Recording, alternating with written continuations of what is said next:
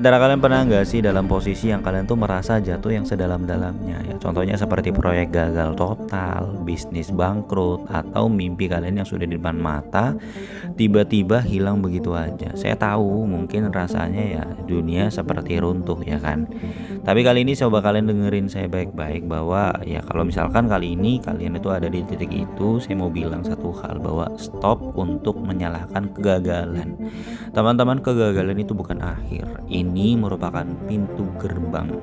Pintu gerbang menuju versi terbaik dan terupgrade dari diri kamu. Kita akan bongkar tuntas ya 3 pilar utama. Gimana sih caranya mengubah luka menjadi kekuatan dan gagal menjadi lompatan upgrade terbesar dalam hidup kamu.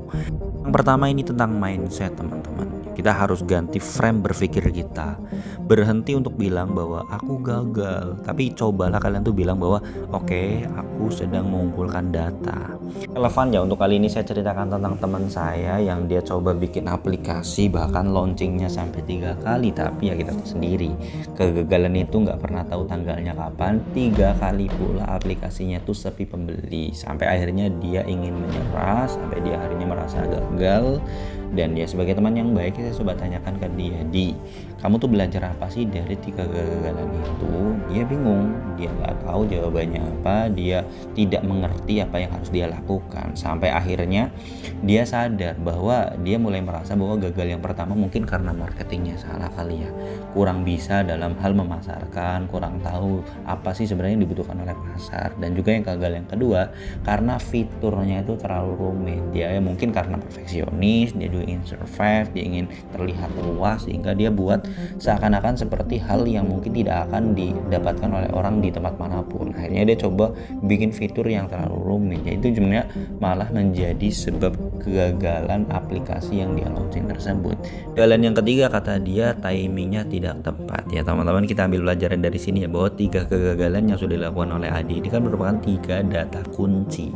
Akhirnya si Adi ini ketika sudah mulai mengerti apa sih kegagalannya dan data-data yang sudah dipakai dengan rumus-rumus yang sudah dituliskan di launching yang keempat kalinya, hasilnya sukses besar ya. Jadi intinya itu setiap kali kamu gagal, ambil jurnal kamu, tulis yang pertama tuh apa sih yang salah, apa sih yang keliru, apa yang belum tepat, dan yang kedua apa sih sebenarnya yang bisa saya pelajari, apa yang saya bisa ambil dari kegagalan tersebut sehingga nanti di depannya tidak mengalami kegagalan yang serupa, dan yang ketiga apa sih sebenarnya yang bisa saya rubah.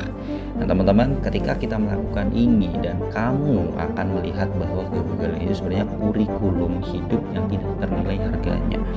Karena upgrade diri itu bukan menghapus kegagalan teman-teman, tapi ini merupakan langkah untuk kita mengintegrasi apa yang menjadi usaha kita ataupun cita-cita kita ya. Kita lanjut ke pilar yang kedua. Ini tentang aksi nyata teman-teman. Ketika kamu jatuh, energi untuk bangkit itu nol. Mustahil langsung lari maraton ya kan. Kita butuh upgrade bertahap, yaitu saya sering sebut dengan the 1% rule. Apa itu the 1% rule? Ya, jadi setelah kegagalan besar, fokuslah untuk menjadi 1% lebih baik setiap hari dulu daripada dari kamu yang kemarin ya. Bukan langsung 100%, nggak bisa teman-teman. Bukan 100% lebih baik dari orang lain, tetapi 1%, saya sering istilahkan dengan 1% dari diri kamu yang hancur itu ya. Upgrade 1% tiap hari ya. Saya ambilkan contoh, ketika kalian itu gagal dalam berbisnis ya, jangan langsung bikin bisnis yang baru. Coba kalian tuh upgrade 1% hari ini. Contoh seperti baca 1 bab buku finansial, atau setelah kalian gagal ujian upgrade 1% hari ini dengan koreksi 5 soal yang kamu tuh salah di situ. Ketika kalian itu gagal healing, coba kalian tuh upgrade 1% hari ini dengan tulis 3 hal yang kamu syukuri. Teman-teman, kenapa ini menjadi penting ya? Karena upgrade sejati itu dibangun dari kebiasaan kecil yang konsisten. Ketika kalian itu sudah mengalami 70 hari melakukan 1% upgrade setiap hari, bisa dicek bahwa kalian akan terkejut melihat seberapa jauh kalian itu sudah melompat ya. Ibarat sebuah pepatah, sedikit demi sedikit lama-lama menjadi bukit ya, sampai kepada kalian kalian itu sudah membiasakan sedikit-sedikit itu, lama-lama ya kalian akan melihat sesuatu yang besar. Oke, kita masuk ke bagian yang paling dalam dan juga paling sering dilupakan. Pilar ketiga ini merupakan kekuatan sejati para pemenang sejati. Ini tentang spiritualitas kita ya. Di tengah kehancuran kita sering ya, saya juga tahu bahwa kita pasti sering merasa sendiri, padahal ya kegagalan itu merupakan momen terdekat kita dengan sumber kekuatan yang lebih besar. Atau ini itu tentang realignment atau penyelarasan diri ya. Tantangannya ya ketika kita gagal pasti kita akan fokus kepada kehilangan.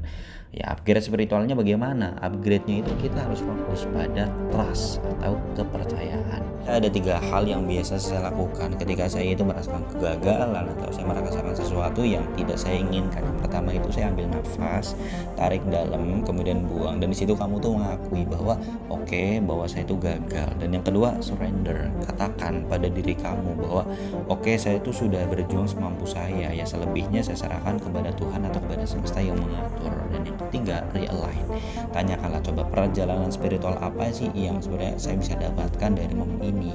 Dan teman-teman, kegagalan itu seringkali merupakan cara semesta atau cara Tuhan untuk memberitahu kita bahwa yang salah dari jalan kamu, bukan tujuannya yang salah tetapi jalannya. Ya, kamu coba balik arah, upgrade niat kamu ya. Dengan realignment ini saya yakin kita itu tidak hanya bangkit, tetapi kita bisa bangkit dengan tujuan yang lebih jelas, niat yang lebih murni, dan diri yang lebih kuat. Teman, kegagalan itu bukan tanda bahwa kamu tuh lemah.